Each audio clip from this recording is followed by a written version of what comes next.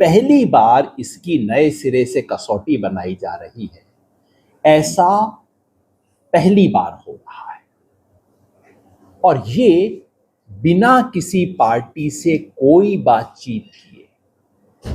आप गौर कीजिएगा, पिछले महीने चुनाव आयोग ने कहा कि हमने देश भर के राजनीतिक दलों से विशेष कंसल्टेशन शुरू किया है। नए चुनाव आयुक्त के आने के बाद उन्होंने कहा कोई 4000 जगह पे हमने वार्ता की है पार्टियों से। उन्होंने 18 बिंदु का एजेंडा रिलीज किया कि हम इन इन चीजों पर चुनाव सुधार कर रहे हैं। उन सब में इसका कहीं कोई जिक्र नहीं है। एक महीना पहले तक चुनाव आयोग देश भर की पार्टियों से बात कर रहा है, कह रहा है हमें ये चीजें करनी है और इसमें इसका कोई जिक्र नहीं है। और ये महत्वपूर्ण बात है कि केवल बिहार के लिए नहीं, आपने ध्यान से देखा होगा, उन्होंने कहा बिहार में पहले होगा, उसके बाद पूरे देश में होगा। देश की किसी भी राजनीतिक दल से चर्चा किए बगैर इतना बड़ा कदम उठाना, जो कि देश के चुनावी इतिहास में कभी नहीं हुआ है, ये बहुत ही ऐसा एक प्रस्ताव है जो कि शंका को जन्म देता है। यहां चुनाव आयोग की नीयत पर सवाल उठाना मेरा काम नहीं है, मैं केवल बता रहा हूं कि कितनी अनहोनी चीज इस वक्त की जा रही है। इसके कानूनी पक्ष को देखिए। भारत ने ब्रिटेन के चुनाव की पद्धति अपनाई, जिसमें सरकार का, चुनाव आयोग का, चुनाव अधिकारियों की जिम्मेवारी है कि वो सभी नागरिकों को वोटर लिस्ट में शामिल करें। अमेरिका में बिल्कुल दूसरी पद्धति है। अमेरिका में वोटर की जिम्मेवारी होती है कि वो जाके इलेक्शन के ऑफिस में साबित करे कि मैं वोटर बनना चाहता हूं, मेरे को रजिस्टर कर लीजिए।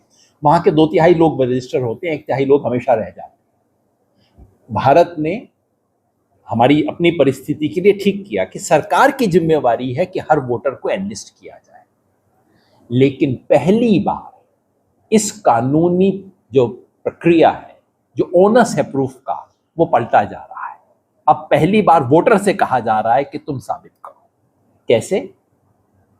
चुनाव आयोग ये कह रहा है कि रिवीजन होगा, हर आपके घर पे कोई व्यक्ति आएगा और आपसे ये कहा जाएगा कि यदि 2003 की लिस्ट में आपका नाम था, वोटर लिस्ट में, तब तो ठीक है, तब आपका नाम शामिल हो जाएगा। लेकिन अगर नहीं था तो आपको साबित करना पड़ेगा कि आप भारत के नागरिक हैं। अब देखिए, बिहार में इस वक्त अंदाजन 7.5 करोड़ वोटर हैं। जनसंख्या के हिसाब से बिहार में कोई 8 करोड़ होने चाहिए, 8.08 करोड़ बिहार में, आप 8 करोड़ पकड़ लीजिए, 8 करोड़ बिहार में वोटर होने चाहिए। इन 8 करोड़ में कोई 3.5 करोड़ तो ऐसे हैं जिनकी उम्र 40 साल से ज्यादा है, यानी कि वो लोग, हो सकता है 2003 की लिस्ट में नाम रहा। 40 में इसलिए कह रहा हूं कि जिसकी उम्र 40 से कम है वो तो 2003 में मतदाता हो ही नहीं सकता था, है ना। तो 8 करोड़ में से केवल 3.5 करोड़ ऐसे हैं जो कि उस वक्त हो सकता है, उनमें सब होंगे नहीं, किसी का नाम गलत लिखा गया होगा, किसी का रेजिडेंस बदल गया होगा, किसी के तमाम लफड़े होंगे, कोई हो सकता है उस समय बाहर गया हुआ हो काम करने के लिए, तो 3.5 का भी 3.25 निकलेगा फाइनली। अब 3.5 पकड़ लीजिए। 3.5 ऐसे हैं जिनके पास ये संभावना है कि वो घुमा फिरा के दिखा देंगे, देखो मेरा नाम था, शामिल कर दो। 4.5 करोड़ लोग बिहार में ऐसे हैं जिनकी आयु 18 से 40 वर्ष के बीच में है। अब देखिए इन लोगों के साथ क्या होगा। इनमें से जो लोग 39-40 वर्ष के हैं, उनको कहा जाएगा, या कोई व्यक्ति जिसका उम्र 40 से फालतू है लेकिन जिसका नाम किसी भी कारण से 2003 की लिस्ट में नहीं था या जो ढूंढ नहीं पाया है, उसको कहा जाएगा कि तुम अपने जन्म का प्रमाण पत्र दो, हो सकता है वो निकाल लें। उसको कहा जाएगा तुम साबित करो, और लिस्ट में 8-10 दिए गए हैं लेकिन प्रभावी 3 है जिनका है। नंबर 1, या तो आप अपना जन्म का प्रमाण पत्र दीजिए, या आप school leaving certificate, high school का सर्टिफिकेट दीजिए, या फिर आप अपना जाति प्रमाण पत्र दीजिए। बाकी जो है वो बिहार में किसी के पास नहीं। पासपोर्ट लेके आइए, आप अपना सरकारी नौकरी आपके पास है तो उसका लेके आइए, पैन कार्ड और ये सब पे लागू नहीं होता। 3 बड़ी चीजें हैं जो आप साबित कर सकते हैं। तो अगर आप 40 वर्ष से ऊपर हैं, जैसे मैंने कहा 20-25 लाख ऐसे केस निकल आएंगे, 40 वर्ष के ऊपर है, 39-40 की उम्र के हैं, तो आपको अपना साबित करना पड़ेगा। ठीक है, ये हो गया। उसके बाद 4 करोड़ लोग ऐसे हैं, ये मैं बता देता हूं, 85%, ये जो बच गए ना, ये 4.76 करोड़ लोग हैं बिहार में जो कि 40 वर्ष के ऊपर के हैं। उनमें से 85% ऐसे हैं, मतलब आप फिर मोटा समझ लीजिए 4 करोड़। 4 करोड़ ऐसे हैं जो कि 20 और 40 के बीच के हैं। इनको प्रमाण देना पड़ेगा, अपना नहीं, अपने मां या पिता का प्रमाण देना पड़ेगा। मां पिता का प्रमाण, या तो आप उनका बर्थ सर्टिफिकेट लाइए, या उनका कास्ट सर्टिफिकेट लाइए, या उनका स्कूल लिविंग सर्टिफिकेट लाइए। और जो बच गए 15-20 लाख, 20 के बीच में है, ये 11% हुए, नहीं 50 लाख जो बच गए, उन्हें मां और पिता दोनों का प्रमाण पत्र लाना पड़ेगा। केवल मां या पिता का नहीं, मां का भी और पिता का भी, दोनों का प्रमाण पत्र लाना पड़ेगा, या तो स्कूल लिविंग सर्टिफिकेट, या बर्थ सर्टिफिकेट, या कास्ट सर्टिफिकेट। अब हम सब बिहार में रहते हैं, आप सब रहते हैं, आप सब जानते हैं बिहार में कितने लोगों के पास सर्टिफिकेट होगा। फिर भी हमारे साथियों ने रिसर्च की और मैं आपको बता देता हूं बिहार में कितने लोगों के पास ये सर्टिफिकेट है। सन 2001 से 5 के बीच में बिहार में सर्वेक्षण हुआ, नेशनल फैमिली हेल्थ सर्वे, सरकारी सर्वेक्षण है, मैं कोई व्यक्तिगत बातें नहीं कर रहा। उसके हिसाब से बिहार में 2.8% लोगों के पास बर्थ सर्टिफिकेट था।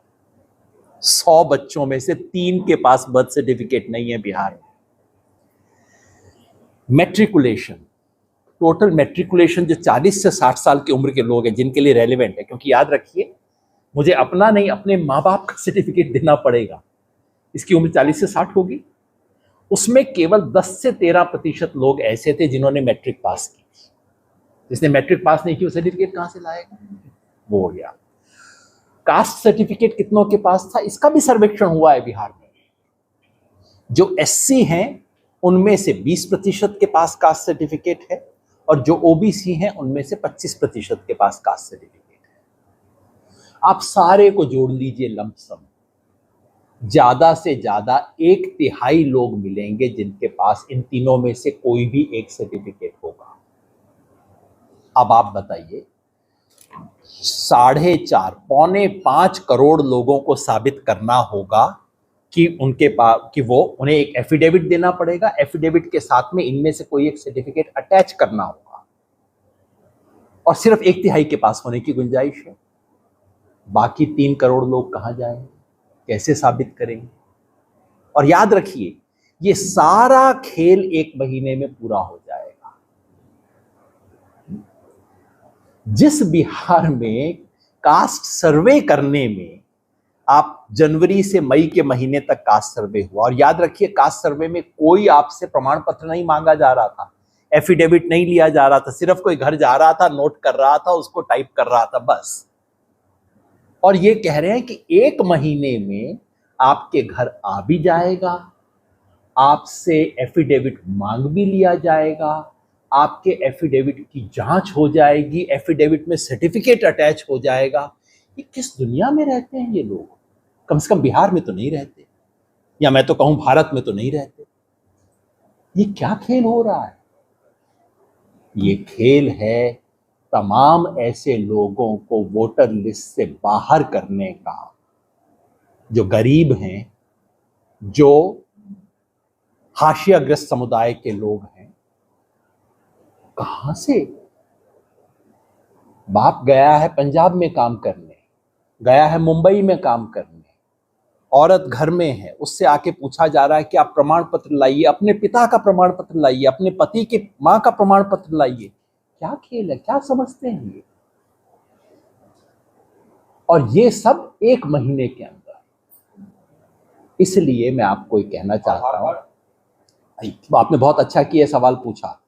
बिहार में 88% लोगों के पास आधार कार्ड है, लेकिन आधार कार्ड मान्य नहीं होगा इसमें, एपिक कार्ड मान्य नहीं होगा इसमें। तो जो 2 चीज लोगों के पास हैं वो मान्य नहीं होंगी, उसके अलावा हर चीज मान्य होगी। आप समझिए खेल क्या है। जिस आधार कार्ड को लेके पता नहीं लोग अपनी गुदड़ी के अंदर रख के और पता नहीं कैसे संभाल संभाल के रखते हैं, वो मान्य नहीं है इसके अंदर। आप समझिए क्या खेल हो रहा है इस वक्त ये, और पूरे देश को जानने की जरूरत है। ये डिसएनफ्रेंचाइजमेंट का अभियान है, लोगों को मताधिकार से वंचित करने का अभियान है, इस देश के इतिहास का सबसे बड़ा अभियान है। इसलिए पूरे देश की जनता को इस सवाल पर खड़े होना होगा।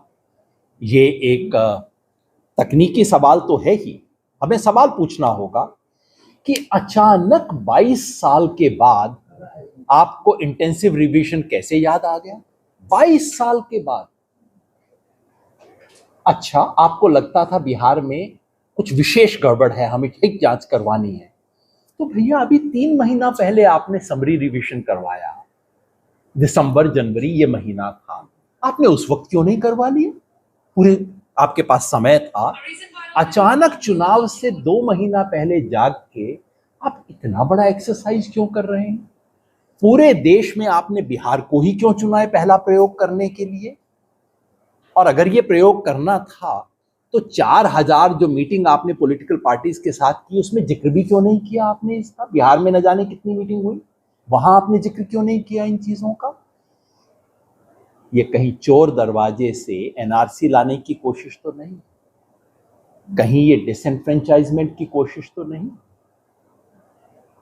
लोकतंत्र के माध्यम से इस देश के अंतिम व्यक्ति को जो अधिकार मिला है, खाली वोट देने का अधिकार मिला है, और तो क्या मिला इस देश, वो अधिकार भी वापस लेने की कोशिश है।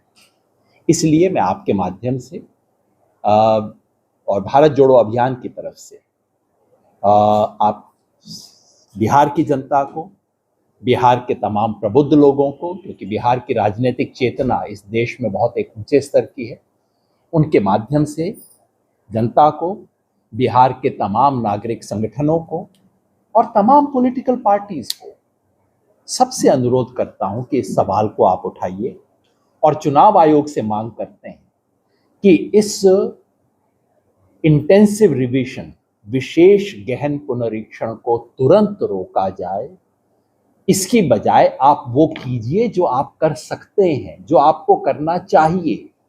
महाराष्ट्र में क्या सवाल उठ रहे हैं कि आपने इतने नाम जोड़ दिए, काट दिए, जो आपकी प्रक्रिया थी वो आपने फॉलो नहीं की। तो भैया 1 महीने में जो आप कर सकते हैं, अपनी प्रक्रिया को ठीक से फॉलो करते हुए पारदर्शी तरीके से जो भी बदलाव करना चाहते हैं वो कीजिए, चुनाव होने दीजिए। चुनाव से पहले इतना बड़ा इस तरह का खेल मत कीजिए। भारत के चुनाव आयोग में आज उसकी जो भी स्थिति हो, चुनाव आयोग एक संवैधानिक संस्था है, इस देश के चुनाव में लोगों की आस्था है, और इसलिए हम सब की जिम्मेवारी बनती है कि चुनाव आयोग से इतनी तो उम्मीद करें कि वो इस देश के अंतिम व्यक्ति को वोट देने के अधिकार से वंचित नहीं करेगा। धन्यवाद।